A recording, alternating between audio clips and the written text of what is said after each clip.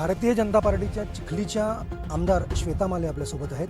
खरं तर आज अधिवेशनाचा शेवटचा दिवस आहे आणि विदर्भामध्ये अधिवेशन सुरू आहे. त्या स्वतः विदर्भाचे आहेत. काय पडले, शेवटचा दिवस सुरू आहे, विदर्भाच्या वाट्याला काय आले? हे बघा, विदर्भामध्ये सिंचनाचा सगळ्यात मोठा अनुशेष होता. विदर्भातल्या शेतकऱ्यांना खऱ्या अर्थाने न्याय मिळवून द्यायचा असेल तर सिंचनाच्या दृष्टिकोनातून विदर्भातल्या शेतकऱ्यांना न्याय देणं गरजेचं होतं. त्याच्यामुळं फडणवीस साहेबांनी, मी स्वतः लक्षवेधी मांडली होती महायुतीचं सरकार आल्यानंतर. खरं तर मी आमदार झाल्यापासूनही लक्षवेधी मांडत होते. माझ्या आधीसुद्धा आमच्या बुलढाणा असेल, अकोला असेल, वर्धा असेल या जिल्ह्यातले शेतकरी बांधव त्या ठिकाणी गेल्या 15-20 वर्षापासून आंदोलन करत होते की विदर्भातल्या शेतकऱ्यांना न्याय मिळवून द्यायचा असेल तर सिंचनाचा जो अनुशेष आहे तो अनुशेष आपण दूर केला पाहिजेत.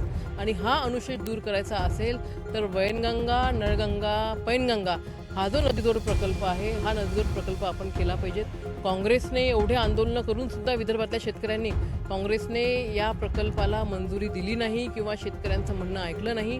जेव्हा महायुतीचं सरकार आलं आणि आदरणीय फडणवीस साहेब जेव्हा अर्थमंत्री होते त्यावेळेला मी स्वतः लक्षवेधी केली होती. त्या लक्षवेधीवरती फडणवीस साहेबांनी हा प्रोजेक्ट मंजूर केला. हा प्रोजेक्ट फक्त मंजूर नाही केला तर प्रोजेक्ट खूप मोठा आहे, म्हणजे अख्ख्या विदर्भाला प्रदक्षिणा मारेल अशा पद्धतीचा हा प्रोजेक्ट आहे. या प्रोजेक्टला खर्चसुद्धा जास्त येणार होता. राज्यपालांच्या माध्यमातून त्या ठिकाणी केंद्र सरकारकडे पण मदत मागितली आणि जवळपास 82,000 कोटी रुपयाचा हा प्रोजेक्ट त्या ठिकाणी सँक्शन झालेला आहे. आज तुम्ही बघा, विदर्भातल्या प्रत्येक तालुक्यामध्ये, प्रत्येक जिल्ह्यामध्ये त्या ठिकाणी सर्वे युद्ध पातळीवरती चालू आहे. आता लवकरात लवकर हे काम त्या ठिकाणी सुरू झालं पाहिजेत, गतीने सुरू झालं पाहिजेत, जेणेकरून येणाऱ्या 3-4 वर्षामध्ये हा नदीजोड प्रकल्प त्या ठिकाणी पूर्णत्वास जाईल.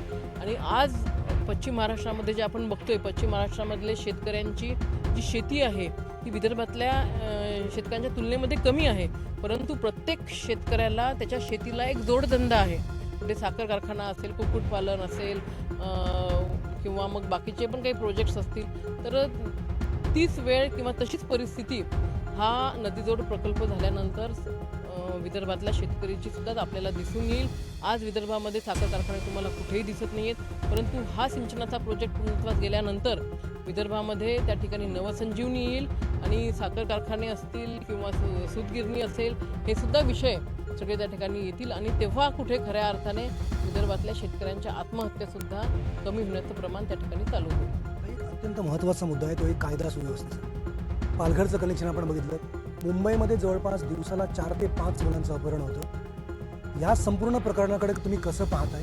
तुम्ही एक आई आहात, तुम्ही एक माता आहात, तुम्ही एक भगिनी आहात. सरकार नक्की यावर काय उपाययोजना करणार आहे? कारण हा खूप मोठा गंभीर प्रश्न आहे. पालघरची घटना परवाच्या दिवशीच आमच्या कानावरती आली. आम्ही स्वतः फडणवीस साहेबांची भेट घेतली आणि फडणवीस साहेबांनी पण अतिशय संवेदनशीलतेने हे जे काही ह्युमन ट्रॅफिकिंगचं जे काही नेक्सस आहे त्या नेक्ससवरती कठोर कारवाई त्या ठिकाणी केलेली आहे. भविष्यामध्ये अशा घटना घडूच नाही यासाठी कठोर कायदे त्या ठिकाणी झाले पाहिजेत. कायदे तर बरेचसे असतात, परंतु त्या कायद्याची अंमलबजावणी करणारे अधिकारीसुद्धा तेवढे संवेदनशील गरजेचं आहे असं मला वाटतं. अधिकाऱ्यांवर वचक तर प्रशासनाचा असतो ना, शासनाचा असतो ना, तो कुठे दिसत नाही आता सध्या. मला असं वाटतं पालघरच्या घटनेमध्ये साहेबांनी लगेच आदेश करण्याची सूचना दिलेल्या आहे, म्हणजे त्यांनी आदेश केलेला आहे. त्या प्रकरणामध्ये जे कोणी दोषी आहेत त्यांच्यावरती कारवाईसुद्धा त्या ठिकाणी झालेली आहे. ज्या पद्धतीनं आपण बघत असाल, आता कुपोषणाचा मुद्दा महाराष्ट्रामध्ये जवळपास 18,000च्या वर बालके कुपोषित आहेत. हा एक गंभीर मुद्दा आहे. मग या संपूर्ण प्रकरणाकडे कायदा सुव्यवस्था, महिलांवरचे अत्याचार असो, पक्ष कुठलाही असो, मात्र यावर ठोस उपाययोजना होणं महत्त्वाचं आहे. कारण महिला सुरक्षित नाही. 100% महिला असतील, बालक असतील, या सगळ्यांचा विषय संवेदनशीलतेने सरकारने, प्रशासनाने हाताळला पाहिजेत. भविष्यामध्ये अजून काय सूचना त्या ठिकाणी केल्या पाहिजेत याच्या संदर्भात नक्कीच तुम्ही सुद्धा काही सूचना करा. त्या पद्धतीने आम्हाला सुद्धा सभागृहामध्ये ते विषय मांडता येते. समृद्धी महामार्गाबद्दल तुम्ही ज्या मगाशी उल्लेख केला, समृद्धी महामार्गावर महिलांसाठी अजूनही शौचालयांची व्यवस्था नाही आहे. कुठेही त्यांना व्यवस्थित थांबता येत नाही आहे. या संदर्भामध्ये आता जवळपास 1 वर्ष पूर्ण होऊन झालं आहे. या उपाययोजना कधी होणार आहे? बघा, समृद्धी महामार्ग सध्याच्या घडीला शौचालयच नाही आहेत अशी परिस्थिती नाही आहे. शौचालयाचं काम त्या ठिकाणी चालू झालेलं आहे. मला असं वाटते 100-200 किलोमीटरच्या अंतरावरती हे शौचालय त्या ठिकाणी आहेत.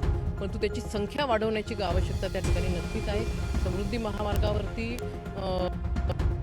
किंवा शौचालय असेल यांची सुरुवात झालेली आहे, परंतु त्यांची संख्या मात्र वाढणं त्या ठिकाणी गरजेचं आहे. दिवाळीच्या वेळेला जेव्हा मोठ्या प्रमाणामध्ये वाहतूक होते त्यावेळेला सध्याची व्यवस्था ही कोलमडून जाते. त्याच्यामुळे नक्कीच या सगळ्या गोष्टीचा विचार करता शौचालय असेल, असतील, पेट्रोल पंप्स असेल यांची संख्या त्या ठिकाणी भविष्यामध्ये वाढली पाहिजे. त्या संदर्भातले प्रश्नसुद्धा सभागृहामध्ये त्या ठिकाणी आम्ही उचलले होते आणि त्याच्यावरती मंत्री महोदयांनी उत्तरसुद्धा दिलेलं आहे.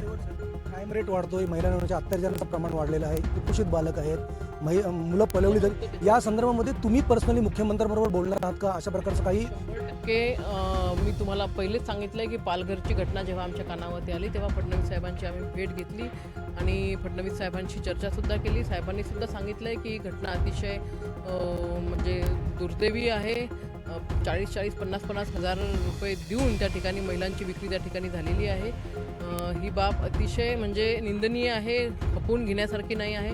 तत्काळ त्याच्यावरती कारवाई करू आणि कारवाईचे आदेशसुद्धा सभागृहामध्ये मुख्यमंत्री महोदयांनी दिलेले आहेत. श्वेता माले यांनी सांगितलेलं आहे की कुपोषित बालकं असोत, महिलांचे अत्याचार असोत, मुलं पळवण्याचा प्रकार आहे, या संदर्भामध्ये आम्ही स्वतः मुख्यमंत्र्यांबरोबर या संदर्भात निवेदन केलं आहे आणि मुख्यमंत्र्यांनी त्याचं आश्वासन दिलं आहे. मात्र महिला म्हणून संदर्भातला एक खेद व्यक्त करतानाही श्वेता माले असं म्हणतायत की ह्या ज्या काही घटना घडतात या घटना अत्यंत दुर्दैवी आहेत.